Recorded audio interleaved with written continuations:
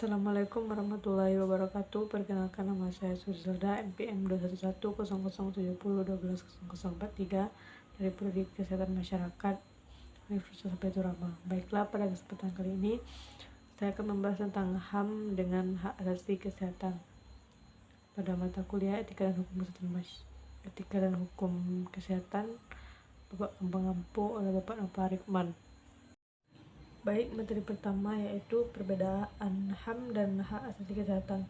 Pengertian hak asasi manusia adalah seperangkat hak yang melekat pada hakikat dan keberadaan manusia sebagai makhluk Tuhan yang Maha Kuasa dan merupakan anugerahnya yang wajib dihormati, dijunjung tinggi dan dilindungi oleh negara, hukum, pemerintah, dan setiap orang demi kehormatan serta perlindungan harkat dan martabat manusia sesuai dengan pasal 1 angka 1 Undang-Undang Nomor 39 Tahun 1999 tentang HAM.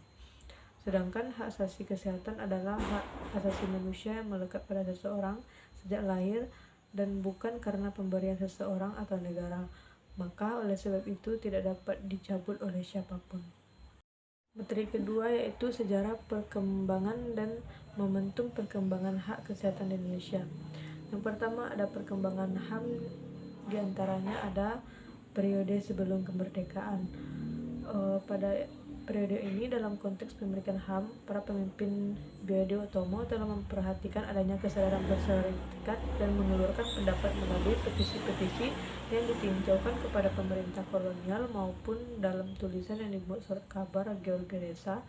Bentuk pemikiran HAM Budi Utomo dalam bidang hak kebebasan berserikat dan mengeluarkan pendapat pemikiran HAM yang berarti dalam sidang BPUPKI berkaitan dengan masalah hak persamaan kedudukan di muka hukum, hak pekerjaan dan penghidupan yang tidak layak, hak untuk memeluk agama kepercayaan, hak berserikat, hak berkumpul, hak mengeluarkan pikiran, dan hak lisan dan tulisan.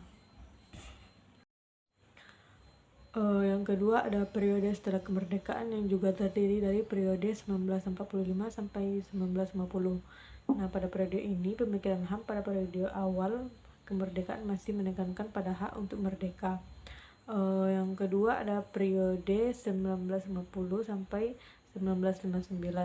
Nah, pada periode ini perjalanan negara Indonesia dikenal dengan sebutan periode deklarasi parlementer. Pemikiran HAM pada periode ini mendapatkan momentum yang sangat membanggakan karena suasana kebebasan menjadi semangat demokrasi atau demokrasi parlementer mendapatkan tempat di kalangan elit politik.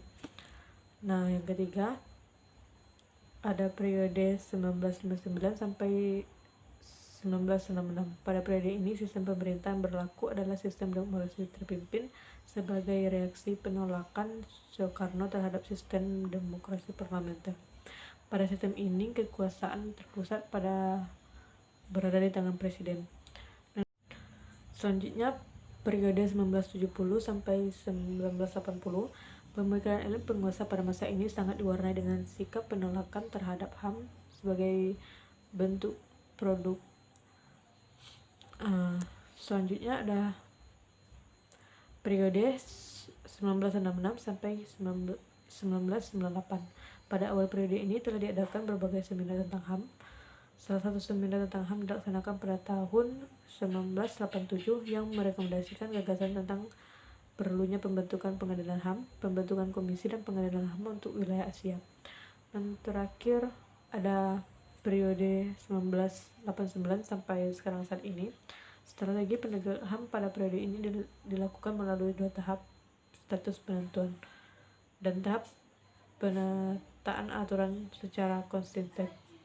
Pada tahap ini penentuan telah ditetapkan beberapa perundang-undangan tentang HAM seperti amandemen konstitusi negara, ketetapan MPR, undang-undang, peraturan pemerintah, dan ketetapan perundang-undangan lainnya. Selanjutnya ada hak asasi kesehatan di Indonesia. Kesehatan sebagai hak asasi manusia terdapat pada Undang-Undang Dasar 1945. Amandemen Undang-Undang 1945 menambahkan hak asasi manusia secara lebih lengkap dan rinci, antara lain berisikan mengenai kesehatan sebagai hak asasi manusia, Pasal 28H ayat 1 Undang-Undang 1945 menyatakan bahwa setiap orang berhak hidup sejahtera lahir dan batin, bertempat tinggal, dan mendapatkan lingkungan hidup yang baik dan sehat, serta berhak memperoleh pelayanan kesehatan. Pelayanan ditetapkan pada pasal 34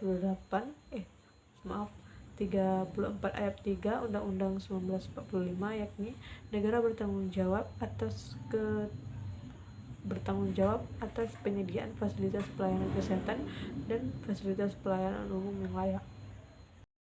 Nah, materi ketiga kita memasuki implementasi atau penerapan HAM dan hak asasi kesehatan di Indonesia. Yang pertama ada penerapan hak asasi manusia di Indonesia. Indonesia dengan ideologi Pancasila yang dianutnya diharapkan dapat mengimplementasikan HAM dengan baik sesuai dengan sifat-sifat dasar dari ideologi tersebut. Menurut ideologi Pancasila, hak asasi setiap rakyat Indonesia pada dasarnya diimplementasikan secara bebas, akan tetapi kebebasan tersebut dibatasi dengan hak asasi orang lain. Sehingga walaupun terdapat kebebasan, namun kebebasan tersebut harus bertanggung jawab dengan memperhatikan dan tidak mengganggu hak asasi orang lain. Namun dalam realitasnya hal tersebut belum sepenuhnya dapat diterapkan oleh rakyat Indonesia. Dan kedua ada penerapan hak asasi kesehatan di Indonesia. Pentingnya kesehatan sebagai hak asasi manusia dan sebagai kondisi yang diperlukan untuk terpenuhinya hak-hak lain telah diakui secara internasional. Hak atas kesehatan meliputi hak untuk mendapatkan kehidupan dan pekerjaan yang sehat, hak untuk mendapatkan pelayanan kesehatan, dan perhatian khusus terhadap kesehatan ibu dan anak. Pasal 23 Universal Declaration of Human Rights menyatakan setiap orang berhak atas taraf kehidupan yang memadai untuk kesehatan dan kesejahteraan dirinya sendiri dan keluarganya, termasuk hak atas pangan, sandang, papan, dan pelayanan kesehatan, pelayanan sosial yang diperlukan, serta hak atas keamanan pada saat menganggur, sakit, cacat, ditinggalkan oleh pasangannya, lanjut usia, atau keadaan-keadaan lain yang mengakibatkan merosotnya taraf kehidupan yang terjadi di luar kekuasaannya. Baiklah, sekiranya saja materi dari saya tentang HAM dan hak asasi kesehatan di Indonesia. Kurang lebihnya saya mohon maaf. Wassalamualaikum warahmatullahi wabarakatuh.